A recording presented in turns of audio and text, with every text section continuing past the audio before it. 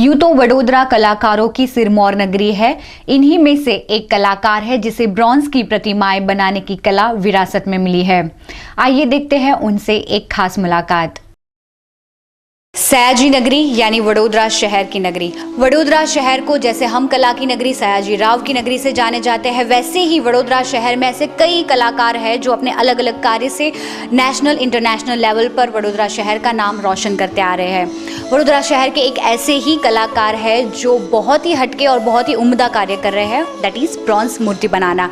आप देख सकते हैं यहाँ पर कि महाराजाओं से लेकर राजनेताओं तक, राजनेताओं से लेकर इंजीनियर्स और जो भी आने वाले नई पीढ़ी के लिए जिन्होंने बहुत ही अच्छा उदाहरण समाज के लिए बने हैं, वैसी तमाम प्रकार की मूर्तियाँ यहाँ पर मौजूद है।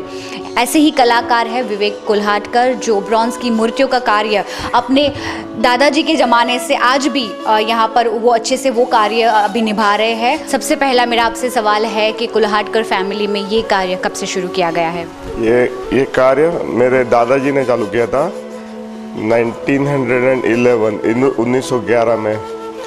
तो उन्होंने कुछ आर्टिकल्स पढ़े थे और उसमें से उन्होंने ये प्रोसेस, ब्रॉन्ज कास्टिंग की प्रोसेस ट्रायल एंड एरर से डेवलप की।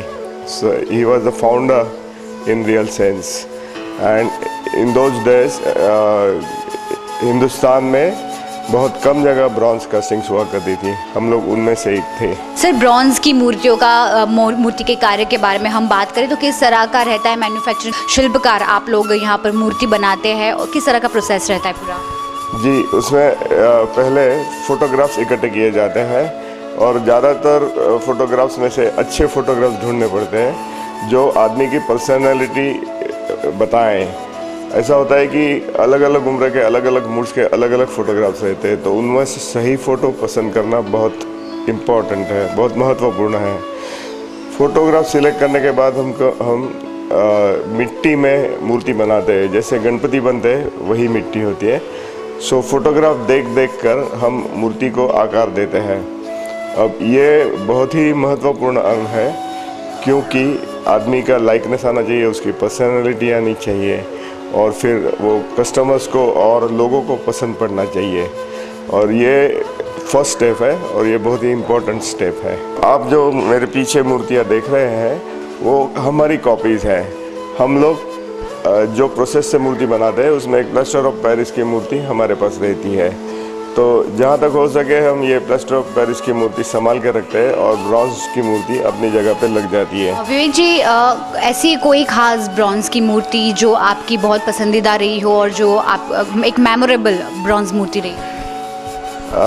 जैसे मेरे दादाजी की बनाई हुई मूर्ति की आप बात करेंगे तो ये जो सयाजी राव महाराज की मूर्ति है वो मुझे बहुत पसंद आती है, क्योंकि जैसे कहा जाता है ना कि मास्टरपीस एक ही होता है, तो मैं इस मूर्ति को बहुत पसंद करता हूँ। अब इस मूर्ति की खासियत यह है कि जब यह मूर्ति बन रही थी तो महाराजा सयाजी राव खुद इसी जगह में सिटिंग्स देने आते थे। तो जब मूर्ति का फाइनल काम हो रहा था तो महाराजा जी को देख के मेरे दादाजी ने उसको फाइनल ले दिया। 1937-38 के आसपास ये मूर्ति बनी थी। कैसा लगा जब आपके पिताजी ने आपको बताया था कि इस तरह की मूर्ति सर सयाजी राव की आपके ग्रैंडफादर ने बनाई और आज आप ये एक मूर्ति के पास खड़े हैं? कैसा फील हो रहा था? बहुत ही रोमांचकारी बात थी, क्योंकि एक ऑर्डिनरी स्कल्प्टर के पास महाराजा खुद आते हैं, वो भी एक दिन नहीं, 2 दिन नहीं, 5 दिन के लिए। तो खुद के लिए हमारे लिए अभिमान की बात बन जाती है। और गांव में भी उसके काफ़ी चर्चे हुए थे उन दिनों। और फिर जब इनकी महाराजा सयाजीराव जी की हीरक महोत्सव, डायमंड जुबली हुई थी, तब इसी मूर्ति की कॉपी फैकल्टी ऑफ साइंस के सामने लगाई गई थी, जिसकी ब्रॉन्ज की ढलाई मैंने खुद की थी। सर, आप सरदार पटेल की इस मूर्ति के बारे में हमें बताएं कि क्या खास बात है इस मूर्ति की?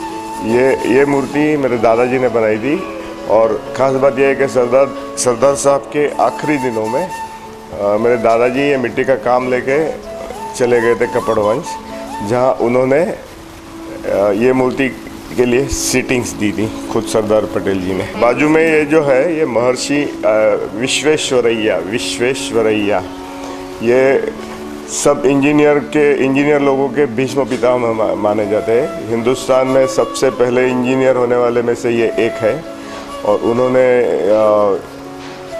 जो कुछ बड़े बड़े डैम बने उसका डिज़ाइन वर्क किया था। डॉक्टर राधाकृष्णन है जो अपने दूसरे राष्ट्रपति थे। डॉक्टर राजेंद्र प्रसाद के बाद ये राष्ट्रपति रहे और ये मूर्ति पहले अमित सर्कल पे लगी थी। अभी फ्लाईओवर बनने के कारण उसकी जगह बदलने वाले हैं, लेकिन कहाँ लगाना वो तय नहीं हुआ है। ये दीनदयाल उपाध्याय जी की मूर्ति है। ये जनसंघ के बहुत ही महत्वपूर्ण कार्यकर्ता रहे हैं। ये स्वामी विवेकानंद जी हैं। इनको तो इंट्रोडक्शन देने की मुझे कोई ज़रूरत नहीं है। ये महात्मा गांधी जी की मूर्ति है। लोकमान्य तिलक जी की मूर्ति है जो अहमदाबाद में विक्टोरिया गार्डन में लगी हुई है। और ऐसी बहुत सारी मूर्तियां हैं जिसके बारे में मैं आपको बता सकता हूँ। ये जयप्रकाश जी की जो मूर्ति है आप देख रहे हैं, इसका उद्घाटन प्रधानमंत्री श्री नरेंद्र मोदी जी ने किया था और उस वक्त वो चीफ मिनिस्टर थे गुजरात के। शिवाजी महाराज की मूर्ति जो आप देख रहे हैं, इसका भी उद्घाटन प्रधानमंत्री जी के हाथों द्वारा हुआ था। शहीद भगत सिंह जी की है जो न्याय मंदिर के सामने लगी हुई है। मेरे पिताजी द्वारा बनाई गई थी 1978 में। ये गुजरात के इंदू चाचा है जिनका काफ़ी योगदान रहा था जब गुजरात का फॉर्मेशन हुआ और ये मूर्ति तैयार है। ये अहमदाबाद के मोटेरा स्टेडियम से जाने वाले रास्ते में साबरमती के पास लगेगी। सरदार पटेल सोमनाथ मंदिर के पास ये मूर्ति करीब 50 साल पहले लगी थी। ये लाला लाजपत राय जी की मूर्ति है। ये पार्लियामेंट एनेक्सी जो अभी पार्लियामेंट कॉम्प्लेक्स का भाग बन चुका है वहाँ पे लगी हुई है। हम आपसे जानना चाहेंगे कि आपके फैमिली बिजनेस में इन्वॉल्व होने के पीछे क्या वजह है? वैसे मैं क्वालिफिकेशन से इंजीनियर हूँ और मैंने इंजीनियर के बतौर कम से कम 15 साल नौकरी की थी, लेकिन बचपन से मुझे ये काम में इंटरेस्ट आता था। और फिर एक दिन मुझे पिताजी ने पूछा कि आपको ये काम कंटिन्यू करने में इंटरेस्ट है क्या, तो मैंने उनको बताया कि मैं वो काम भी करूँगा और ये काम भी करूँगा। लेकिन धीरे धीरे ये काम में इन्वॉल्वमेंट इतना बढ़ गया कि बाद में इंजीनियरिंग का काम मेरा कम हो गया है। सर एक और बात जानना चाहेंगे, अब हम थोड़ा एक टेक्निकल सवाल करेंगे आपसे कि ब्रॉन्ज की मूर्ति कितने दिनों में तैयार होती है? छोटी मूर्ति अगर हो 2.5 से 3 फुट ऊंची तो 2 महीने के अंदर बन जाती है, क्योंकि ये प्रोसेस बहुत लंबी है। और जैसे आप मेरे पीछे बड़ी मूर्तियाँ देख रहे हैं, उनको बनने में 6 महीने से 8 महीने तक लग सकते हैं। सर मेरा एक आखिरी सवाल आपसे, आपकी ऐसी तमन्ना कि आप कोई खास ब्रॉन्ज की मूर्ति बनाना चाहते हो और जो आप इन फ्यूचर बनाएं? देखिए ऐसी बात है कि आप ऐसा कुछ मैं ये बनाऊंगा ये सोच के अच्छी मूर्ति नहीं बनती है। जब अब अंदर से लगता है कि ये मूर्ति बनानी चाहिए और बनती है तब अच्छी मूर्ति बन जाती है। जी बिल्कुल। सर वडोदरा शहर के आर्ट प्रेमियों को क्या कहना चाहेंगे आप? मुझे लगता है कि आर्ट प्रेमियों से कहने के बदले मैं उन लोगों को ये कहना चाहता हूँ जो मूर्ति बनाना चाहते हैं या जनरली मूर्ति बनाने में इन्वॉल्व होते हैं, तो उनको ये सोचना चाहिए कि मूर्ति में सिवाय कि उसकी कीमत बाकी भी बहुत सारी चीज़ों पे ध्यान देना ज़रूरी होता है और तब भी अच्छी मूर्ति बनती है।